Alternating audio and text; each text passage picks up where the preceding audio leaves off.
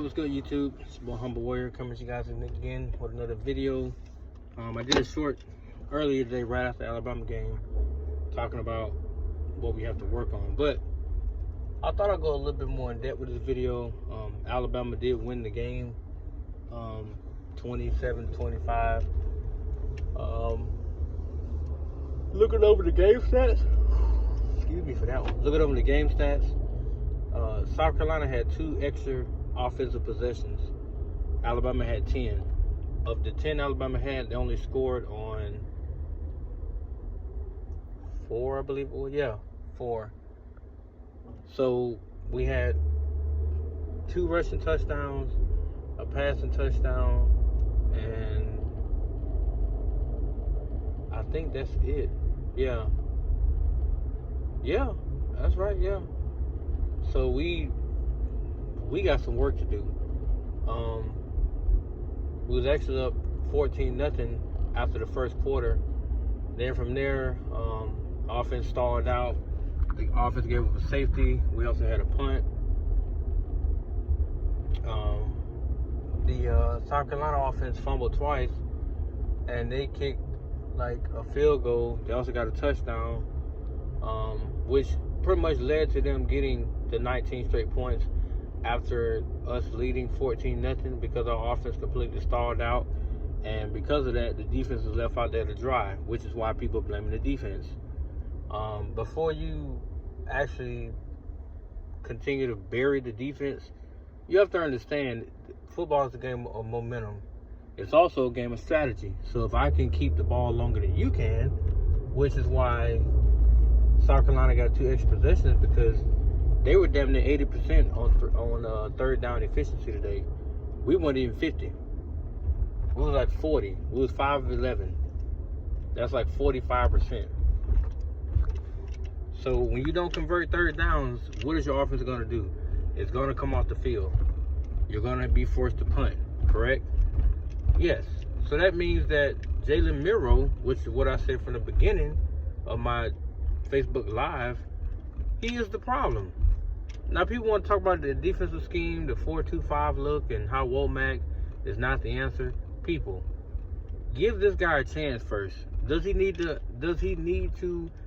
change the strategy a little bit? Yes, the defensive scheme has changed somewhat. But when you look at the defense, it's actually predicated to what the current college football play style is going toward, which is a faster pace, which requires less and less big guys and more athletic guys on the defensive end of the ball. So we're not actually bad on defense. We give up plays here and there, but it's nothing problematic to where we're just giving up 400-500 yards a game and giving up 30+ points.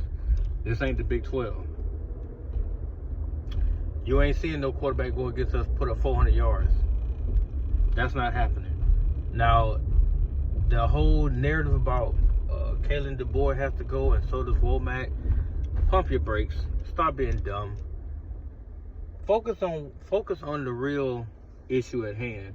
The real issue is that even if we get up on a certain team or whatever by a margin, we cannot sustain that firepower. We fizzle out. Do we have to go back to the Georgia game, up 28-0? Now what happened? Georgia made an improbable comeback third and fourth quarter and forced us to eventually score in the late part of that game to pull away to win against Vanderbilt. We were down 13-0. Why? Because the offense did not get off the right way, and they threw a pick 6. But you want to blame the defense. Now the opening score, yes, they went down the field. I'm talking about the Vandy game. They went down the field and scored.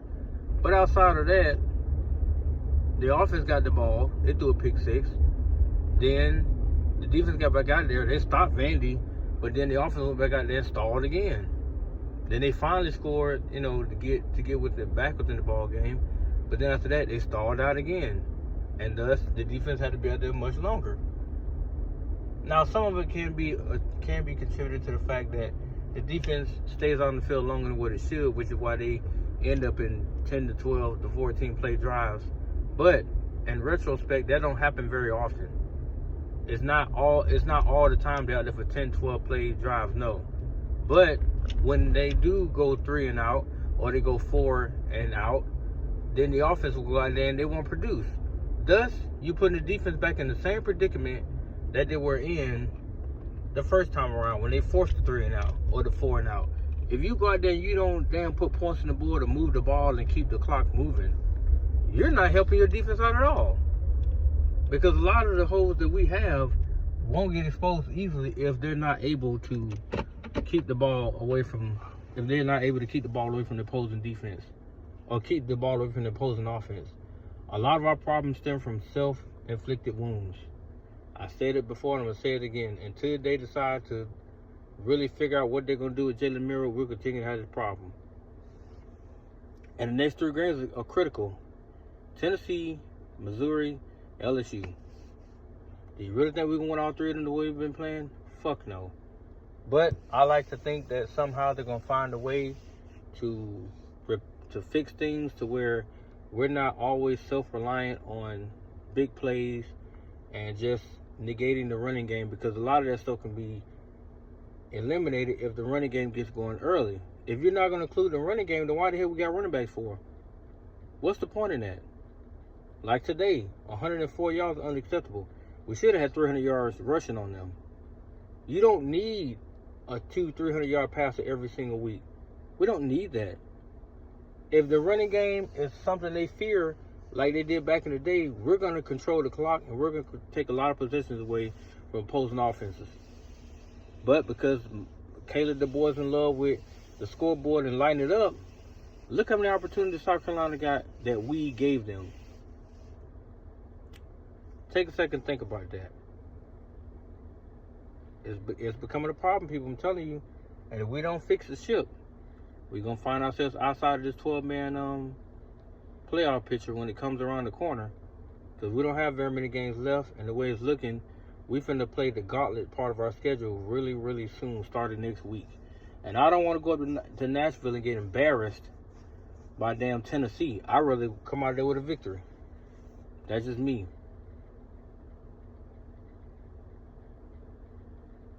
But let me know what you guys think, because like I said, a lot of people have started to put on this facade about blaming the defense. It's every single game now. Explain to me, if the defense is actually doing their job, why is it that the offense is stalling?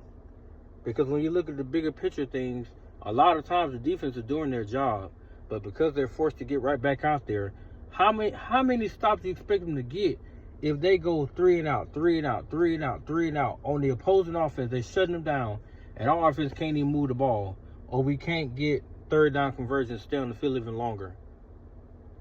What do you expect our defense to do? I tell you what, ask the 2016 defense how that felt. When they had who? Jalen Hurts. And what happened?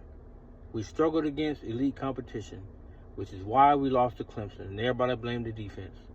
When I watched that whole game, they gave up 99 plays. Why did they give up 99 plays? Because the offense was inept. They could not move the ball. Once Bo Scarborough went down, Jalen Hurts got that one little 35 to 40-yard run at the end of the game to put us up, I think, by like 2 or 3. And then from there, what happened? The defense withered because they were so exhausted. They marched him down the field, and 1 second left, he threw that 2-yard touchdown to Hunter Renfrow to win the game, win the natty. If you put your defense in that position, it's not going to hold up. The Kalen DeBoer system is all about offensive firepower and offensive numbers. If you can keep the ball away from the opposing offense for as long as you can, you're putting up scores on the scoreboard, you're going to win. But the moment an opposing defense figure that part out and they can stop our offense, then our defense eventually will be exposed. Because they're going to provide stops. They're going to give our offense opportunities. We have to cash in on them. Today was a prime example of that. We did not cash in. But a lot of people want to beat up the defense. Stay tuned, guys. There's more coming. On that note, though, I got to go. I'm about to get my boy.